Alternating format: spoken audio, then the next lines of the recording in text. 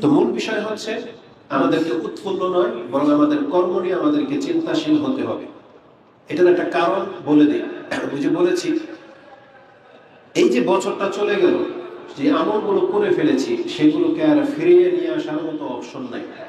বরং রাসূলুল্লাহ সাল্লাল্লাহু আলাইহি ওয়াসাল্লামের একটা হাদিস থেকে জানা যায়, প্রতিদিনের আমল প্রতিদিন ওটাকে স্টাম্পিং করে, মোহর অঙ্কিত করে ওটা তার আমল নামার মধ্যে রেখে দেওয়া হয়। এ সম্পর্কে একটা হাদিস আমি আপনার কাছে পেশ করি। উকবা ইবনে আমির ইউহাদ্দিসু আনিন নবী সাল্লাল্লাহু আলাইহি ওয়াসাল্লাম আন্নাহু ক্বাল, উকবা রাদিয়াল্লাহু তাআলা আনহু তিনি বলেন যে রাসূলুল্লাহ সাল্লাল্লাহু আলাইহি ওয়াসাল্লাম বলেছেন, লাইসা মিন আমালি ইয়াউমিন ইল্লা ওয়া হুয়া ইখতামু আলাইহি, এমন কোন দিন নাই যেই দিনের আমল হয়ে গেলে সেই আমলের উপরে খতম মেরে দেওয়া না হয়। লাইসা মিন আমালি ইয়াউমিন ইল্লা ইখতামু আলাইহি, মানে আজকে আমরা একটা কাজ করে ফেলেছি, ধরেন আমরা যারা যে ভালো কাজগুলো করেছি এগুলোকে কি করা হবে, এমনি শুধু লিখে রেখে ছেড়ে দেওয়া হবে না। একটা সময় আসে সন্ধ্যায় হয়তো দিন শেষে সেই খাতাটাকে এটাকে ফোল্ডিং করে বা বাস করে ওটার উপরে একবার স্টাম্পিং করে রেখে দেওয়া হয়। ওই যে বললাম কিয়ামত পর্যন্ত এটা খোলা হবে না, এটা একবার আপনার সামনেই খোলা হবে। তাহলে হাদিসটা আছে কোথায়? এটা মুসনাদে আহমদে রয়েছে 17,317 নম্বরে আপনি হাদিসটা পাবেন। তার মানে প্রতিদিনের আমল প্রতিদিনই সংরক্ষণ করে রেখে দেওয়া হয়। তাহলে আমরা এক বছরে যা করেছি সেটা সংরক্ষণ করে রেখে দেওয়া হয়েছে। এই জন্য আমাদেরকে চিন্তাশীল হইতে হবে, যে এই জন্যই বলেছেন তুমি চিন্তা করে দেখো তুমি কি প্রেরণ করেছো। এই হাদিসটা এমন একটা চমৎকার হাদিস। এই হাদিসের মধ্যে আমাদের যারা আমরা সুস্থ আছি, যারা অসুস্থ হয়ে যায়, সুস্থ থাকতে যারা ভালো আমল করেন তাদের জন্য অনেক মর্যাদাপূর্ণ হাদিস হচ্ছে এটা। কারণ আজকে প্রায় মানুষ অসুস্থ। আমি আজকে 4 দিন জ্বরে ছিলাম, তো খোঁজ খবর নেওয়ার মতো কেউ নাই। একটা সময় অসহায় হেয় প্রতিপন্ন মনে হয়েছে, কিন্তু কারণ আমরা তো নেটে প্রচার করি না যে আমি জ্বর বা এসি, কিন্তু জানতে পারলাম শুধু আমি না, আমাদের অনেক বিজ্ঞ আলেমরাও কয়েক শেখ অসুস্থ। এবং আলহামদুলিল্লাহ আমাদের তো সাধারণ জ্বর আসছে, কিন্তু তাদের ভাইরাস জনিত জ্বর, মারাত্মক জ্বর, এমনও জ্বর হয়েছে এবং আরো কিছু সমস্যার কথা শুনতে পারলাম। সুবহানাল্লাহ। তার মানে আমাদের চাইতে আমাদের শেখেরা কতটা ধৈর্যশীল। তারা কিন্তু নেটে এগুলো প্রচার করে না, কিন্তু আপনি জানেন না, খোঁজও রাখেন না। তো তার মানে আমরা বুঝতে পারতেছি আমাদের শুধু শেখ কেন, অধিকাংশ মুসলিম ভাইয়েরা হয়তো অসুস্থ, ঘন ঘন অসুস্থ হয়ে যান। যেহেতু এখন ভাইরাসের যুগ বা মহামারী ক্রমশই বাড়বে, মহামারীও আসবে। রাসূলুল্লাহ সাল্লাল্লাহু আলাইহি ওয়াসাল্লাম বলেছেন এটা কিয়ামতের লক্ষণ। এই যে আমরা সুস্থের সাথে আবার অসুস্থ হয়ে যাই, একটা প্রবণতা যেহেতু বেশি, তাহলে আপনাদের জন্য আমাদের জন্য এই হাদিসটা অত্যন্ত গুরুত্বপূর্ণ, যে আমাদের রব আমাদের সাথে কি আচরণ করে দেখেন। রাসূলুল্লাহ সাল্লাল্লাহু আলাইহি ওয়াসাল্লাম এই হাদিসটা এমন প্রেক্ষাপটে বলেছেন যেটা খুবই চমৎকার একজন মুসলিমের জন্য। রাসূল কি বলেছেন শুনুন। রাসূল সাল্লাল্লাহু আলাইহি ওয়াসাল্লাম তো বলেছেন যে প্রতিদিনের আমল স্টাম্পিং করে রেখে দেওয়া হয়। এই কথার সাথে আমাদেরকে এমন একটা সংবাদ দেওয়া হয়েছে যে ফাইজা মারিদাল মুমিন, যখন একজন মুসলিম ব্যক্তি অসুস্থ হয়ে পড়ে, কালাতিল মালাইকা, তখন ফেরেশতা বলে, ওই যে আমলনামা লিখে এমন একজন ফেরেশতা এই দায়িত্বে যে আছে, সে বলে ইয়া রাব্বানা, হে আমাদের প্রতিপালক, আব্দুকা ফুলানুন কাদ হাবাসতাহু, আপনার এই বান্দা তো বাধা পড়ে গেছে। মানে এই যে আজকে সারাদিন যে আমলগুলো করতো, কি করতো, 5 ওয়াক্ত ফরজ সালাত করতো, নফল করতো, এত সালাম ফেরানোর পরে বসে বসে তাসবিহ তাহলিল করতো, সোমবার দিন বৃহস্পতিবার দিন সিয়াম রাখতো, এতে এক পৃষ্ঠা করে কোরআনও পড়তো। কিন্তু আজকে পরিস্থিতি এমন হয়েছে সে হয়তো কোন রকম ফরজটা পড়তে পারবে, অথবা আমাদের মা বোনরা, মহিলারা, এই হাদিসে এখানে ফিট করা যেতে পারে, যেটা আমভাবে বলা হয়েছে। আমাদের মা বোনদের ওই যে মিন্স অবস্থায় সালাত মাফ, তাহলে এই যে সালাত যে মাফ, এটা কিসের কারণে? তার ইচ্ছার কারণে? এটা তার ত্রুটি, আল্লাহ সুবহানাহু ওয়া তাআলার পক্ষ থেকে একটা ত্রুটি করা হয়েছে, যার ফলে সে নামাজ পড়তে পারতেছে না। এমন না যে সে ইচ্ছা করে পড়তেছে, সে বাধাপ্রাপ্ত হয়ে গেছে। তো এই ধরনের যে কোনো বিষয় রাসূল বলেছেন ফাইজা মারিদাল মুমিন, যখন কোনো মুসলিম ব্যক্তি অসুস্থ হয়ে পড়ে ফেরেশতারা বলে আল্লাহ ও তো এই আমল করা থেকে বাধাপ্রাপ্ত হয়ে গেল, এখন মাথা ব্যথার কারণে উঠতে পারতেছে না, ও যে কোরআন পড়তো এই সময়টাতে এখন তো বিছানায় শুয়ে, ও যে তাসবিহ পড়তো এটারও হচ্ছে না। আল্লাহ সুবহানাহু ওয়া তাআলার পক্ষ থেকে তখন তাকে জানিয়ে দেওয়া হয় ফায়াকুলু রাব্বু আযজা ওয়া জাল, তখন আল্লাহ সুবহানাহু ওয়া তাআলা ফেরেশতাদেরকে ডেকে বলেন ইখতিম, তোমরা তার সাদা পৃষ্ঠাটার মধ্যে খতম মেরে দাও। ইখতিম ইজতামিউ, বা জমা করে দাও। কই কি জমা করবে? লাহু আলা মিসলি আমালিহি, সে সুস্থ থাকতে যে নেকির কাজগুলো করত ওই নেকিগুলা সব তার আমলনামার মধ্যে জমা করে দিয়ে স্ট্যাম্প করে দাও। যদিও সেই কাজগুলো করতে পারতেছে না, কিন্তু লিখে দাও, লিখে দিয়ে স্ট্যাম্প করে দাও। কতক্ষণ পর্যন্ত? হাত্তা ইয়াবা, যতক্ষণ পর্যন্ত এই ব্যক্তি সুস্থ হয়ে সেই আমল চালনা করে দিচ্ছে, মানে সুস্থ হয়ে ফেরত না আসা পর্যন্ত। আও ইয়ামুত, আর যদি সে এই অবস্থায় মরে যায় যতদিন লাগবে ততদিন সে নেকি না করেও নেকি পেতে থাকবে। তাহলে একজন মুসলিম সুস্থ থাকতে বেশি বেশি ইবাদত করা উচিত, মানে একটা টাইমিং করে ইবাদত করা উচিত, যে আমি ফজরের পরে এক পৃষ্ঠা এক পারা কোরআন পড়বো, মাগরিবের পরে পড়বো, বা আমি একটু দান সাদকা করবো, বা আমি ইশরাক চাষ 2 রাকাত করে সালাত পড়বো। মানে তার ব্যক্তির সাথে কিছু আমলের সাথে ফিক্সড করে নিতে হবে, যাতে করে অসুস্থ হয়ে গেলে সেই আমলগুলো আপনি হয়তো করতে পারবেন না, কিন্তু নেকি ঠিকই আপনি পেতে থাকবেন। আল্লাহ আমাদেরকে তৌফিক দান করুন, আমিন। তাহলে আমি হাদিসটাকে আজকে উল্লেখ করেছিলাম ভিন্ন একটা অর্থে, সেটা হচ্ছে যে প্রতিদিনের আমল কিন্তু স্ট্যাম্পিং করা হয়, অর্থাৎ গত বছর আমরা যা করে ফেলেছি সেটা আল্লাহর কাছে পৌঁছে গেছে, এটাকে মিটানোর কোনো ব্যবস্থা নাই। এই জন্য আমাদেরকে আল্লাহর কাছে ক্ষমা চাওয়া ছাড়া বিকল্প আর কোনো পথ নেই। এই জন্য উৎফুল্ল নয়, নতুন বছরের কেন্দ্র করে আমাদেরকে কোনো কিছু করতে রাসূলুল্লাহ সাল্লাল্লাহু আলাইহি ওয়াসাল্লাম শিখাননি, বরং আমাদেরকে আল্লাহর কাছে তৌফিক কামনা করতে হবে যে বিগত বছর যেভাবে আমি মুসলিম ছিলাম, আল্লাহ এই বছরও যেন আমি ইসলামের উপরে তোমার বান্দা হয়ে থাকতে পারি, আমাদেরকে সেই তৌফিক দান করো। এটা করতে হবে। আর এটা আমার কথার প্রেক্ষিতে প্রমাণ রয়েছে, সেটা কোথায়? প্রত্যেক প্রথম মাসের চাঁদ উঠলেই রাসূলুল্লাহ সাল্লাল্লাহু আলাইহি ওয়াসাল্লাম তিনি এই দোয়া পড়ে নিতেন যে আল্লাহুম্মা আহিল্লাহু আলাইনা বিল ইউমনি ওয়াল ঈমান ওয়া সালামাতি ওয়াল ইসলাম রাব্বি ওয়া রাব্বুকাল্লাহ, যে আল্লাহ এই চাঁদকে আমাদের জন্য ঈমান, নিরাপত্তা এবং প্রশান্তির বার্তা করে উদিত করো। তাহলে এটা যেহেতু চাঁদটা শুরু হয় প্রথম তারিখ থেকে, তার মানে প্রথম দিনের আপনি আল্লাহর কাছ থেকে কল্যাণ চেয়ে নিলেন, এটা আমাদের করতে হবে। এছাড়া নতুন বছরকে কেন্দ্র করে আমাদের আর কোনো কাজ নেই। তো আল্লাহ সুবহানাহু ওয়া তাআলা বলেছেন ওয়াল তানজুরু নাফসুম মা কদ্দামাত লিগাদিন ওয়াত্তাকুল্লাহ, তোমরা কি প্রেরণ করেছো সেটা নিয়ে একটু ভাবো।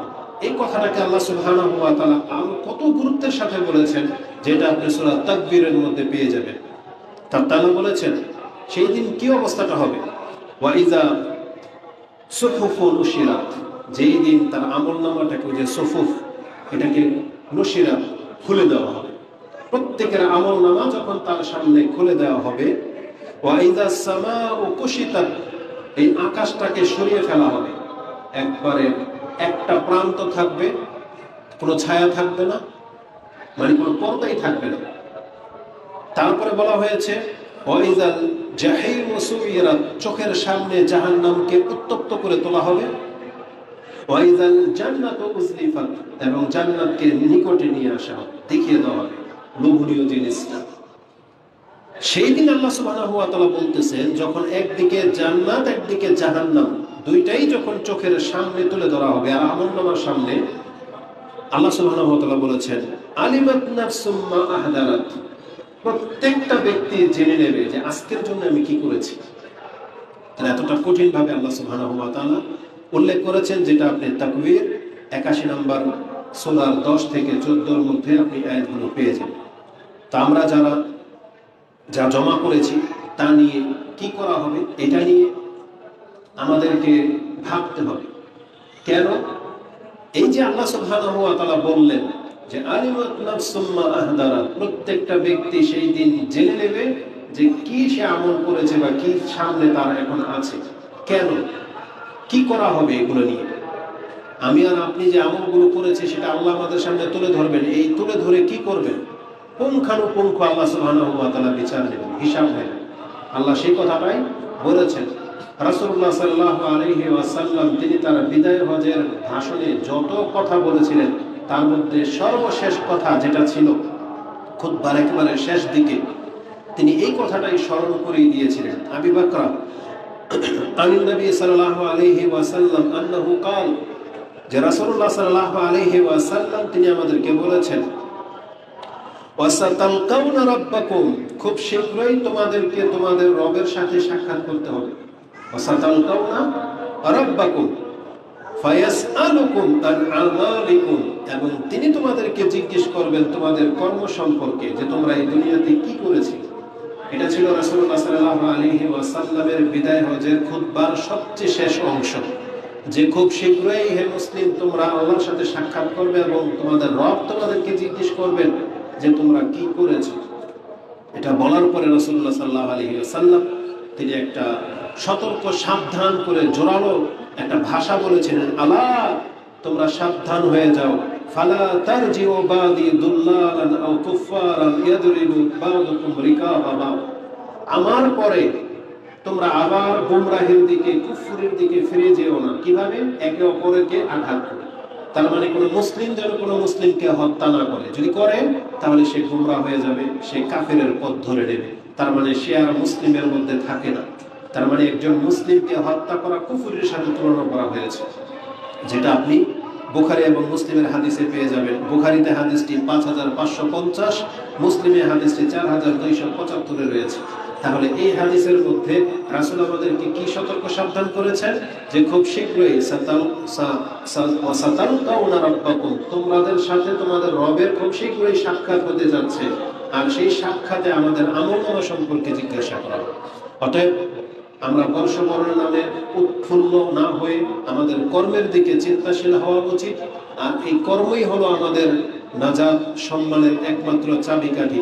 কর্মের উপরে ভিত্তি করে আল্লাহ সুবহানাহু ওয়া তাআলা বিচার নেবে। কোনো ব্যক্তির চেহারা দেখে সেই দিন বিচার করা হবে, বরং তার ঈমান এবং আমলের উপরেই তার সাথে যা কিছু করা হবে। আল্লাহ সুবহানাহু ওয়া তাআলা আমাদের কর্মকে সহজ করুন, আমিন। দ্বিতীয়ত বিষয় হচ্ছে তাহলে মুহররম মাস আমরা কিছুই করব না? না, কিছুই করব না। যদিও মুহররম মাস জানুয়ারির মতো না, জানুয়ারি বছরের প্রথম মাস বটে, কিন্তু মুহররম একটু ব্যতিক্রম। সেটা শুধু ইসলামিক মাস সেই জন্য না, আল্লাহ সুবহানাহু ওয়া তাআলা তিনি যখন যাকে যতটা চায় সম্মান দিয়ে থাকে। যেমন সময়ের মাঝে কিছু সময়কে আল্লাহ সম্মানিত করেছেন, কর্মের মাঝে কিছু কর্মকে সম্মানিত করেছেন, ব্যক্তির মাঝে কিছু ব্যক্তিকে আল্লাহ সম্মানিত করেছেন, বস্তুর মাঝে বহু বস্তু আছে সম্মানিত, যেগুলো এক মানের না। যেমন পাথর, সব পাথর এক মানের না, সব স্থান এক মানের না, সব ব্যক্তি এক মানের না। নবীদের মাঝেও তারতম্য রয়েছে, একজনকে আরেকজনের চাইতে প্রাধান্য দেওয়া হয়েছে। তো আল্লাহ সুবহানাহু ওয়া তাআলা সময়গুলোর মাঝে মুহররম মাসকেও বিশেষ একটা মর্যাদা দিয়েছেন।